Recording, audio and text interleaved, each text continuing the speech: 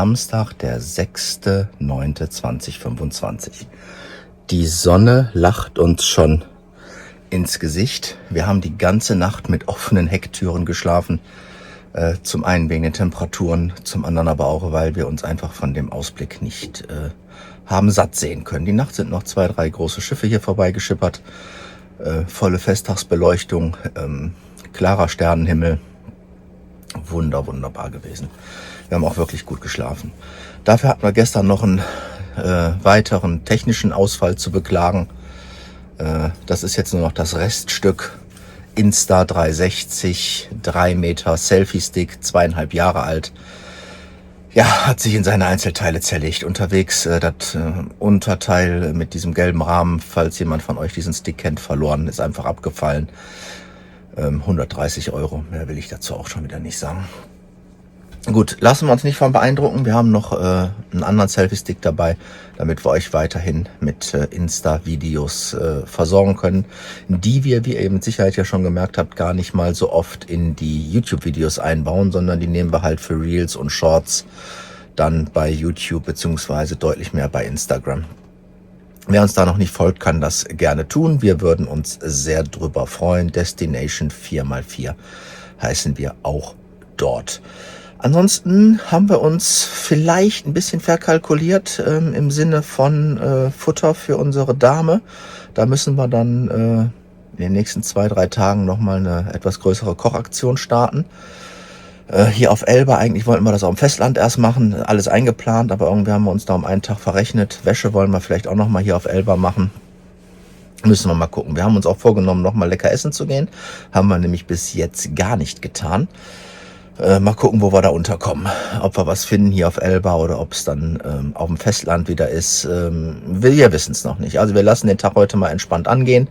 Auf jeden Fall werden wir heute Wasser auffüllen und nochmal den Platz von gestern aufsuchen, die ja dann Mittagspause hatten, wo wir eben Toilette und also Toilette nicht entsorgen und Wasser nicht auffüllen konnten. Aber ist alles gut. Wir sind auch immer noch für 2, 3, 4 Tage safe aufgestellt. Also auch heute müssten wir nicht, aber wir kommen vermutlich dran vorbei. Also das ist erstmal so die grobe Tagesplanung. Ich gucke hier gerade unter Smartphone wieder da hinten. Hier kommt wieder eine fette Yacht vorbei. Vielleicht kann Bärbel da mal eben 2, 3 Fotos machen. Dann blende ich euch die noch eben ein, wie die hier vorbeischippert. Wahnsinn.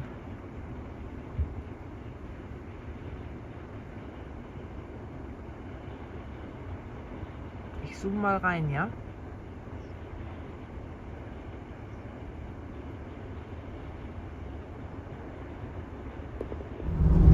Guten Morgen, ihr Lieben. Wir sind schon auf Achse. Es ist 8:44 Uhr und schon 23 Grad. Das Video kommt deshalb etwas verspätet, weil der Weg vom Parkplatz aus auf die Straße sehr anspruchsvoll war. Ja, wir starten jetzt in den Tag und genießen die Sonne. Die Einheimischen sind hier schon fleißig mit ihren Badeutensilien bewaffnet und wollen an den Strand. Hier liegen in der Bucht schon die Segeljachten. Heute Morgen ist die Maverick an uns vorbei, habe ich euch ja schon eingeblendet, mit ein paar kleinen Daten von Marine Traffic. Das benutzen wir dann auch immer mal ganz gerne, um zu sehen, welche Yachten wir da gerade vor die Linse bekommen haben. Ja, also unser Plan für heute, wir fahren nochmal zur Entsorgungsstation, die gestern ja wegen Pause geschlossen hatte, und versuchen dann heute nochmal Frischwasser zu tanken und die Chemiekassette loszuwerden. Guckt euch das hier mal wieder an. Ich kann mich nicht dran satt sehen. Ja, und da war natürlich auch eine super Nacht mit den offenen Türen hinten am Dexter. Gut, dass wir das Riesengitter, den Lückenschutz dabei haben oder dran haben, montiert haben. Sonst wäre das nicht möglich gewesen, muss man fairerweise sagen. Und wir haben geschlafen wie in Mutters Schoß, oder? Herrlich, wirklich herrlich. Ja, wir haben heute Morgen frisches Käffchen, French Press Kaffee, natürlich. So, und jetzt nehmen wir eine andere Route, wie gestern von der Entsorgungsstation zu unserem Stellplatz, damit wir hier noch ein bisschen was von der Insel sehen. Jetzt geht es noch ein paar Kilometer hier an der Küstenstraße entlang und dann arbeiten wir uns aber wieder querfeldein über die Berge auf die Nordseite der Insel Elba. Wir sind nämlich jetzt relativ weit im Süden. So, jetzt müssen wir einmal tief durchatmen. Da hat der Fahrer des Dexter 65 Grad ein bisschen gepennt. In der Rechtskurve. Irgendwie, wir waren am Quatschen und ich war nicht richtig bei der Sache. Musik, wir sind gut drauf und dann habe ich die Kurve einen Tacken zu eng genommen. Die Länge vom Dexter offensichtlich nicht richtig eingeschätzt und auf einmal hat das hinten rechts so dermaßen gescheppert. Ja, direkt nächste Bucht angehalten, nachgeguckt und hört sich jetzt hier drin alles gut an. Von außen, Gott sei Dank, nichts zu sehen, an der Karosserie nichts dran. Ich schätze, dass die BF Goodrich in 245 70 16 einen verdammt guten Job gemacht haben und die fette Kante von dem Stein oder von dieser Minimauer, die ich da mitgenommen habe beim um die Kurve fahren, naja, abgefedert kann man nicht sagen, aber die Felge hat nichts abgekriegt, der Reifen sieht jetzt auch noch gut aus, man sieht da ein paar Abschürfungen. Ja, müssen wir dann mal jetzt im Auge behalten, ob der hier irgendwie Blasen wirft oder irgendwie was ist. Wie gesagt, Felge ist in Ordnung. Unwucht haben wir jetzt aktuell, spüre ich nichts, du? Nein. Ne? Also vibriert nichts. Vielleicht haben wir nochmal Glück im Unglück gehabt. Ja, wir haben gepennt. Also ich habe gepennt. Es ist einfach so. 3,5 Kilometer noch bis zu unserer Fähr- und Entsorgungsstelle. Jetzt wird ein bisschen konzentrierter gefahren. Bis gleich. Ja. Fähr- und Entsorgung hat geklappt. Grauwasser ist leer. Chemietoilette haben wir leer gemacht. Das ging hier super gut sogar, weil der Winkel zum Entleeren wirklich optimal war. Ist auch nicht immer überall so. Frischwasser haben wir wieder aufgefüllt. Bärbel hat die Gunst der Stunde genutzt und gefragt, ob sie hier nochmal eben kurz die Dusche benutzen kann. Da ist sie jetzt gerade. Und ich weiß jetzt gar nicht, ob es extra gekostet hat oder nicht. Auf jeden Fall Fähr- und Entsorgung haben wir ja schon gestern gesagt, 10 Euro. Ja, und kann Bärbel dann gleich erzählen, wie Duschen war und ob es extra gekostet hat oder nicht. Wir sind wieder leer bzw. voll. Kann weitergehen. Ich glaube, wir haben jetzt noch 30, 35 Minuten, 19, 20, 21 Kilometer bis zu unserem nächsten Stellplatz. Wir waren gerade mit dem Dexter bei der Fähr- und Entsorgungsstation und haben wieder alles tutti gemacht. Und da habe ich direkt mal die Gunst der Stunde genutzt und die nette Dame gefragt, ob ich deren Dusche benutzen dürfte. Die haben da auf dem Campingplatz, der da auch angegrenzt ist, eine ganz einfache, ich sag mal, Gartendusche. Und sie sagte, das ist überhaupt gar kein Problem. Ich musste sogar nichts dafür bezahlen. Das war alles irgendwo in diesen 10 Euro Fähr- und Entsorgung vom Dexter. Und sie sagte nur, aber Obacht, da ist nur kaltes Wasser. Das hat mich jetzt nicht schockiert und ich durfte einfach die Dusche benutzen. Fand ich super. Ein paar Ecke, die wir vorhin mitgenommen haben. Jetzt kommen wir am Rückweg hier natürlich nochmal vorbei. Ist natürlich geil. Aber naja, bis jetzt keine weiteren Schäden. Wir haben gerade bei der Fähr- und Entsorgung nochmal eben drauf geguckt. Wir haben jetzt nochmal einen Blick insbesondere auf das Hinterrad. Ob sich da irgendwas entwickelt. Ja. Blöd gelaufen, ist egal. Jetzt können wir es nicht mehr ändern und vielleicht haben wir wirklich Glück gehabt. Ja, schön, dass wir zusammen einen an der Waffel haben. Ich weiß nicht, ob ich mich unbeliebt mache. Keine Ahnung. Aber es gibt so Sachen, da entzieht sich einfach komplett meinem Verständnis. Also so einfach komplett. Fahren wir gerade hier an so einem Freistehplatz vorbei. Den wollten wir jetzt nicht ansteuern, aber uns wenigstens mal angucken, ob unsere Google-Recherchen, um dann noch ein paar Erfahrungen zu sammeln mit Google Maps und so weiter. Und dann stehen da 2 Camper rum. Ob die sich jetzt kannten oder nicht, keine Ahnung. Auf jeden Fall eine, ich sag mal, Busklasse, Vito, VW-Bus, T, also diese Größe und halt auch nochmal. Ja, du bist optimistisch, alter Falter. Der zieht mit seinem Roller hier raus. Unterm Hemd noch eine Cappy auf. Dann erlebst du alles wieder nur in Italien. Und dann halt noch ein Van in unserer Größe. Und beim Vorbeifahren sehe ich gerade, wie ein Vater seine Tochter, glaube ich,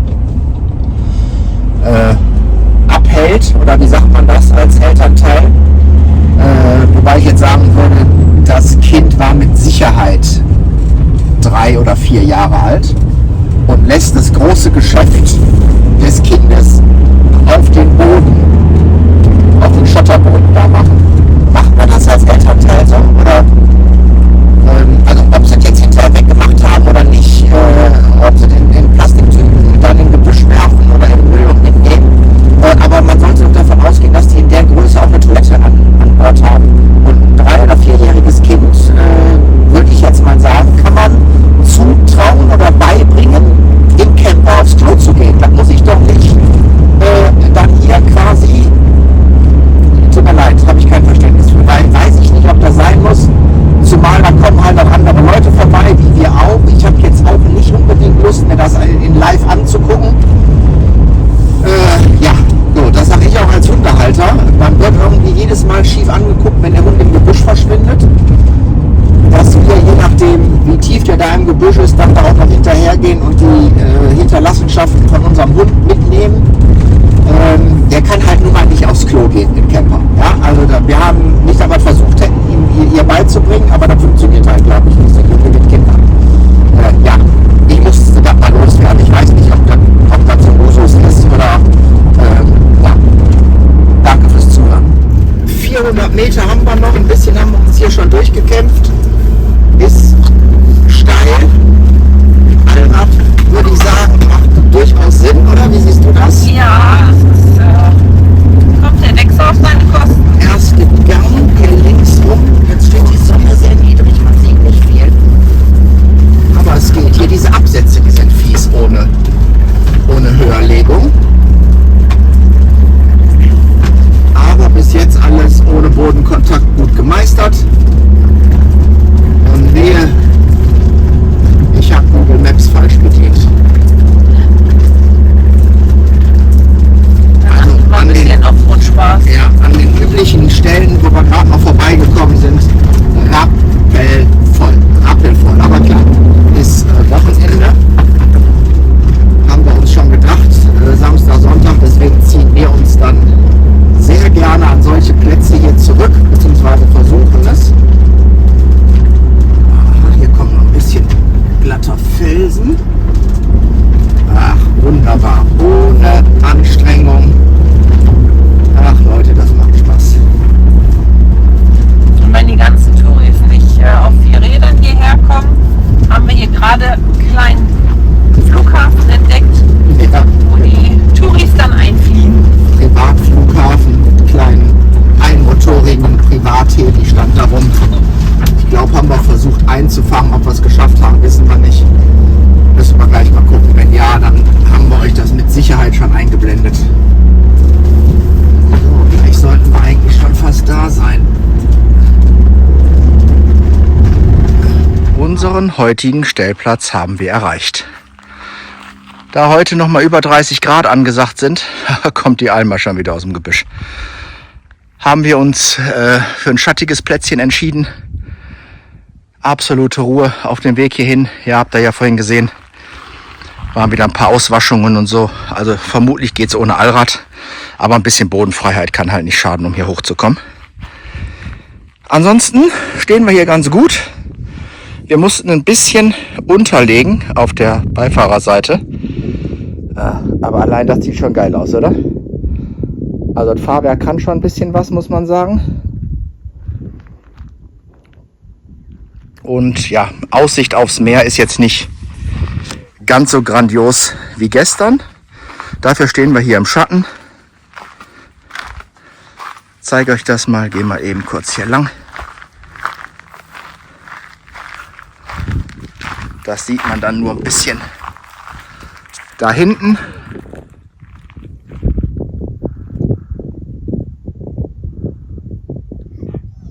Besser wie nix. Und das scheint mir ja auch ein schönes Plätzchen zu sein, um die Roomtour für euch abzudrehen. Wir geben unser Bestes. Geht jetzt nicht um die Unterfahrkeile, sondern um unseren Titscher von vorhin. So wie ich das jetzt beurteilen würde, geht das hier los. Und bis hier oben hat uns der Reifen im wahrsten Sinne des Wortes die Karosserie gerettet. Ja, also AT-Reifen, nicht nur Optik, sondern die Dinger sind auch nicht umsonst so schwer. Über Stock und Stein und mal ein bisschen den Fahrfehler verzeihen, dafür sind die genau richtig. BF Goodrich sind auch nicht unsere ersten BF Goodrich. Die haben wir auf unserem Lada Niva, fahren wir die. Und auch auf unserem Trailer haben wir die gefahren. Und da waren wir überall sehr zufrieden mit. Also von daher gab es für uns sowieso keine Alternative zu den Reifen. Ja, ist mal wieder sehr schön hier. Grünes Elba. So, wir machen jetzt mal eine Kleinigkeit Mittagssnack. Wir haben jetzt kurz nach 11. Einmal versorgen, uns versorgen und dann holen wir mal das Equipment raus für die Roomtour. Das Basisfahrzeug, das von uns, mach nochmal. Ganz besonders wichtig, Entschuldigung, denn es gibt ja neben dem Karmann noch den Ranger, ach scheiße, die wir hier mit diesen abklebbaren iPad, eine Bluetooth-Verbindung in das integrierte, zu dem. Ja, so läuft es manchmal. Das Dexter-Vorstellungsvideo ist fertig. Knappe 7 Minuten haben wir jetzt irgendwie 2,5 oder sogar 3 Stunden dran rumgedoktert. Besser wird's nicht mehr. Also wir haben es da nicht so mit harten Fakten vorlesen, merken und dann vortragen. Habt da bitte ein Nachsehen mit uns. Zusätzlich zu dem Dexter-Vorstellungsvideo haben wir auch heute nochmal wieder ein bisschen Futter für unsere Dame vorbereitet. Ist irgendwie heute alles ein bisschen aufwendiger wie gedacht. Eigentlich wollten wir hier auch noch irgendwo ein bisschen Wäsche waschen. Da sind wir jetzt noch gar nicht zugekommen. Wir haben jetzt gleich 5:30. Der Tag, ja, noch nicht ganz rum, aber ein bisschen Mittagessen ist irgendwie auch noch nicht gewesen. Und getrunken haben wir wie immer auch viel zu wenig. Da müssen wir jetzt nochmal ran. Das holen wir jetzt alles ein bisschen nach und dann gucken wir mal, was der späte Nachmittag und der frühe Abend noch so bringen. Es ist so schön, dass man jeden Tag immer wieder was Neues lernt, was eigentlich der menschliche Verstand einem vorgeben sollte. Ja, Mann! Mülleimer draußen stehen zu lassen, oder die Mülltüte draußen stehen zu lassen und die dann in die Dusche zu stellen. Notiz an uns selber, Scheißidee wegen den Ameisen. So, jetzt den ganzen Camper von vorne bis hinten geschrubbt, reicht dann jetzt auch. Oh Mann. Und dann schlägt das Karma wieder zu. Ja? Diesmal aber nicht bei uns. Ich will jetzt auch nicht von Schadenfreude reden, also nur wirklich nicht. Das ist ein 4x4 Stellplatz hier. Da haben wir uns ein bisschen hochgekämpft. Der Serienvito hat das auch gemacht. Wie der jetzt ohne hintere Stoßstange zurückkommen will, das ist jetzt die Frage. Unser Plan für morgen steht und damit das letzte Video für den heutigen Tag. Bärbel bereitet schon mal den Kaffee vor, der wird ja immer frisch gemahlen, also jetzt heute Abend statt morgen früh. Und wir werden morgen früh schön gemütlich aufstehen, Käffchen trinken, noch eine Runde mit der Dame gehen, mit unserer Alma und dann machen wir uns hier auf den Weg, rattern hier den Weg wieder runter und werden in den Westen, ziemlich in den Westen der Insel fahren. Da haben wir jetzt auch noch einen schönen Platz recherchiert, so Gott will, schön. Das wird sich ja dann immer erst zeigen, wenn wir fort sind. Wir haben aber zur Not dort auch noch einen Alternativplatz ausfindig gemacht, auf dem wir relativ sicher stehen können. Wie schön der dann ist, weiß ich nicht. Morgen ist ja Sonntag. Wir versuchen einfach mal ein Plätzchen in der Nähe vom Wasser zu bekommen. Ich kann mir vorstellen, Bärbel will unbedingt mal ins Mittelmeer baden gehen. Und dann wollen wir ihr den Wunsch doch auch in irgendeiner Art und Weise erfüllen. Und wenn es morgen nicht klappt, dann haben wir nochmal einen Plan. Und zwar von Sonntag auf Montag haben wir noch ein Plätzchen. Das ist zwar dann optisch kein so schöner Stellplatz, aber der soll wohl wirklich direkt in der Nähe vom Strand liegen. Das ist mehr so eine Straße, wo irgendwie ein paar Autos parken können, ausgewiesener Parkplatz. Müssen wir mal gucken, was sich ergibt. So, wir genießen den Sonnenuntergang, den sieht man da hinten schon mal ganz schön, bereiten alles für morgen vor und sagen euch guten Abend, gute Nacht, schlaft schön, das werden wir auf jeden Fall. Guten Morgen, ihr Lieben. Guckt euch den Sonnenaufgang an. Und das ist auch gleichzeitig der Blick, ich sag mal, aus unserem Schlafzimmer heraus. Wir haben wieder die ganze Nacht mit offener Tür geschlafen. Was bei Vollmond, wenn der genau hinten reinscheint, eine kleine Herausforderung ist, aber das ist ein reines Luxusproblem, würde ich sagen. Wie sanft die Sonne die Insel hinten schon beleuchtet. Wir starten jetzt langsam in den Tag. Kaffeewasser ist schon aufgesetzt. Und dann gucken wir mal, was der Tag für uns noch bereithält. Was braucht man mehr? Der Sonnenaufgang ist noch im vollen Gange. Ich war schon frisch duschen. Und Achtung, Spoiler, ein kurzes Bild blende ich ein. Kaffee ist fertig, frisch angezogen. Jetzt lassen wir uns den Kaffee noch schmecken. Die Alma futtert gerade schon ihr Frühstück weg. Und dann machen wir uns langsam auf den Weg zu unserem neuen Stellplatz. In der Hoffnung, dass wir da wieder so ein Glück haben wie mit diesem hier. Auf dem Weg zu unserem neuen Stellplatz haben wir jetzt mal die Augen offen gehalten nach einer Müllentsorgungsmöglichkeit. Und an keiner Bushaltestelle, hier haben wir noch keine öffentlichen Mülleimer, irgendwie nichts gesehen. Also das scheint hier wirklich was aufwendiger zu sein. Klar, Campingplätze oder so, das wird mit Sicherheit funktionieren. Aber auch die Haushalte, ich muss mal eben gucken, hier müssen wir lang, aber auch die Haushalte haben nur so Mini-Mülltonnen irgendwie vor der Tür stehen. Haben die hier irgendwie Müllentsorgungsproblem. Ich meine, klar, ist eine Insel, kann ich alles nachvollziehen. Irgendwo muss der ganze Kram ja hin. Aber leider an diesen Mini-Parkbuchten, die dann da an der Straße sind, wo dann die Zugänge runter zum Strand, zum Felsen oder was auch immer sind, die sehen leider auch dementsprechend aus. Also die Leute halten an und hinterlassen dann da ihren ganzen Müll. Ja, also wir schlängeln uns so eine kleine Bergstraße hinauf, 2 Meter Breite, nicht über 4 Tonnen und haben wieder eine ganz schöne Aussicht. Hier nach rechts zum Beispiel, ich gucke mal, ob wir das gerade eingefangen kriegen.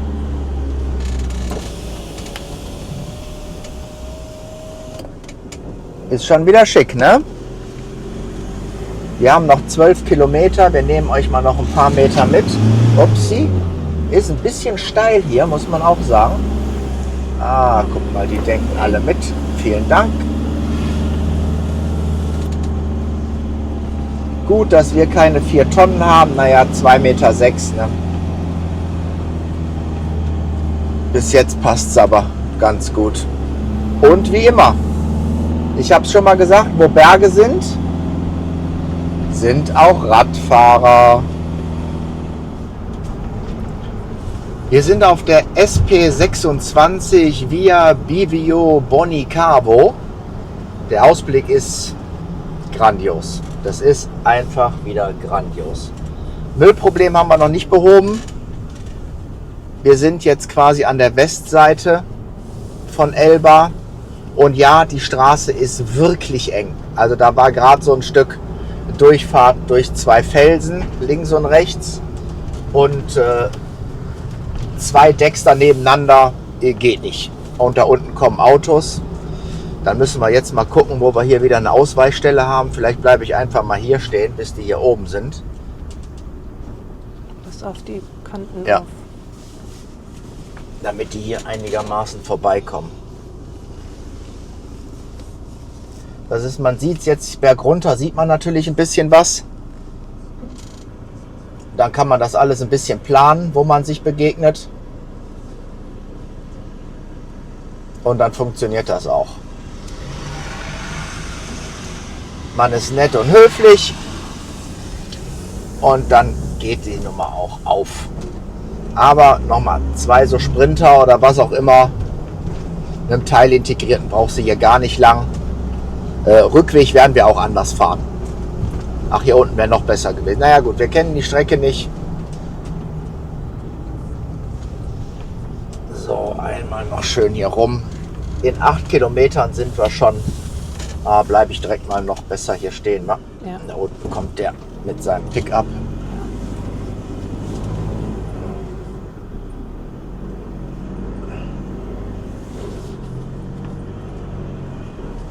So, dann kommt der hier rum. Das ist das Schöne. Also wie gesagt, ne, berg runter sieht man ein bisschen was, berg hoch war das eben nicht möglich. Dann konntest du nur fahren und da ausweichen, wo man sich halt begegnet ist.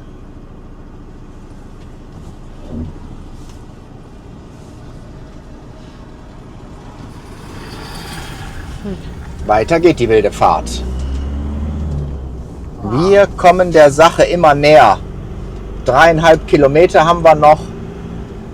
Was ist das denn da? Das ist doch Müll, mein Schatz. Oh, das ist Müll. Das ist Müll. Halten wir mal eben an. Die nächste Anfahrt auf Schotter zu unserem nächsten Stellplatz, hoffentlich. Das wäre schon sehr schön, weil das sehr vielversprechend aussah.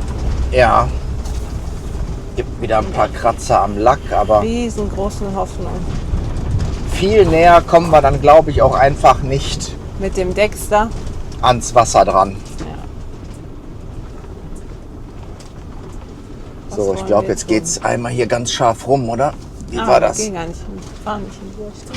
Unsicheres Baden. Ja, gut, wollen wir ja nicht. So, wieder eine mächtig enge Sache hier. Hat schon wieder alles geschliffen, links und rechts. Ist jetzt weniger wegen der Bodenbeschaffenheit, sondern einfach, weil es wirklich schmal und niedrig ist hier. Aber was tut man nicht alles für einen guten Stellplatz? Dafür haben wir das Fahrzeug.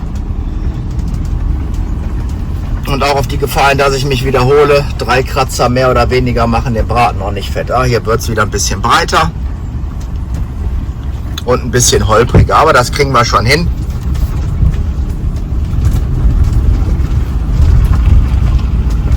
Das ist doch gut. Wenn wir hier runterkommen, kommen wir hier auch wieder hoch. Sehr geil. Sehr geil. Und direkt am Wasser. So. Noch Fragen oder was? Kann man das so machen? Ja, ne? Ich würde sagen, viel näher kommt man nicht ans Wasser. Die Fahrt hier runter war wieder holprig. Ein paar Kratzer mehr im Auto. Ja, ist kein Sandstrand, ne? Aber ich war gerade schon mit den Füßen drin. Nur das Geilste ist halt einfach, da stehen wir. Hammerhart. Markise bleibt nicht draußen, das ist jetzt nur um mit Auto ein bisschen abzuschatten. Und dann kann das sogar sein, dass wir heute und morgen hier bleiben und dann am Dienstagmorgen von hier direkt zur Fähre fahren. Wir kommen hier ans Wasser. Wir haben hier mehr als genug Solarladekraft von der Sonne.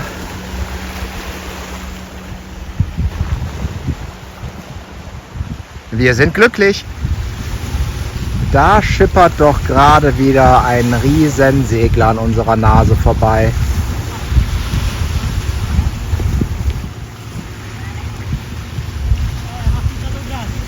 Wenn der AIS hat, wovon ich erstmal ausgehen würde, blende ich euch die Daten dazu gerne ein.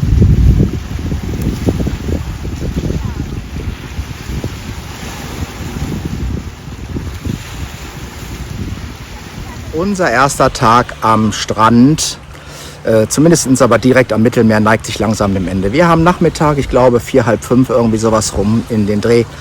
und haben noch ein bisschen Besuch bekommen. Eigentlich sind wir ja hier der Besuch, muss man fairerweise sagen. Die Locals haben sich hier am Strand mit Sonnenschirm, Deckchen und Stühlen auch den Sonntag in die Sonne gelegt. Vernünftig so, ja. Wasserschutzpolizei ist da hinten gerade zugange. Da haben ein paar größere Segelboote wohl ein wenig zu nah am Ufer geankert. Die mussten jetzt ein bisschen das Boot verholen, aber irgendwie scheint das alles recht entspannt zu sein. Wir haben noch ein bisschen Wäsche gewaschen, weil wir sind ja jetzt noch bis Dienstag hier. Mittwoch haben wir dann noch eine kurze Zwischenübernachtung, von Dienstag auf Mittwoch eine kurze Zwischenübernachtung, bevor wir dann Mittwochnachmittag an unserem nächsten anvisierten Ziel ankommen. Da müssen wir aber vorher noch mal telefonieren, ob das alles so klappt, wie wir uns das vorstellen. Ja, das war dann erstmal der heutige Tag. Kann sein, dass das Video zum morgigen Tag auch noch mit in das Video heute reinrutscht. Das haben wir ja schon mal bei einem Video gemacht. Vielleicht ist es euch aufgefallen, aber unsere Ruhetage, die sind in der Regel nicht so richtig aufregend, ne? Da lassen wir es uns gut gehen, entspannen ein bisschen, machen relativ wenig und dann genießen wir halt auch mal einen Tag, ohne die Kamera vor der Nase zu haben. Und falls doch irgendwas ist, rutscht es halt eben mit rein, ja. Gut, vielleicht melden wir uns gegen Nachmittag oder späteren Nachmittag, frühen Abend nochmal. Ich versuche nachher hier mal irgendwo noch die Insta hinzustellen. Vielleicht kann man hier noch einen netten Zeitraffer oder nochmal ein Nachtvideo aufnehmen. Wenn es gelingt, werdet ihr das gleich sehen. Nudeln und Spiegelei haben wir alles noch auf Vorrat geholt gehabt aus Deutschland. Und jetzt lassen wir uns erstmal schmecken. Aber wie sollte das bei dieser Aussicht auch bitte nicht schmecken? Die Sonne ist langsam hinterm Berg verschwunden. Wir drehen noch eine kleine Gassi-Runde, die Alma und ich. Genießen dabei die Aussicht. Die Insta 360 habe ich schon aufgestellt. Für einen Zeitraffer schon vor einer Stunde, anderthalb oder so. Mal gucken, ob dabei noch was bei rumkommt. Auf jeden Fall wirklich schön hier. Unsere Entscheidung, hatte ich schon gesagt, ist gefallen. Wir bleiben morgen auch noch hier. Recherchieren jetzt nur noch einen Zwischenübernachtungsplatz von Dienstag auf Mittwoch. Da müssen wir mal gucken, wo wir dann noch gut unterkommen. Wir brauchen dann nochmal eine Versorgungsstation, Fähr- und Entsorgungsstation. Die werden wir auch irgendwo finden auf unserem Weg. Dann wieder weiter Richtung Norden, Norditalien mal erst. Da bleiben wir noch ein bisschen. Nach einem wirklich sehr erholsamen Tag am Strand gönnen wir uns heute noch ein leckeres Stück Pecorino. Heißt das so? Pecorino. Pecorino-Käse, den wir in der Nähe von Parma noch gekauft haben. Ja, und damit schließen wir heute einen wunderschönen Tag ab. Wir lassen es uns jetzt noch gut gehen und sehen uns morgen wieder.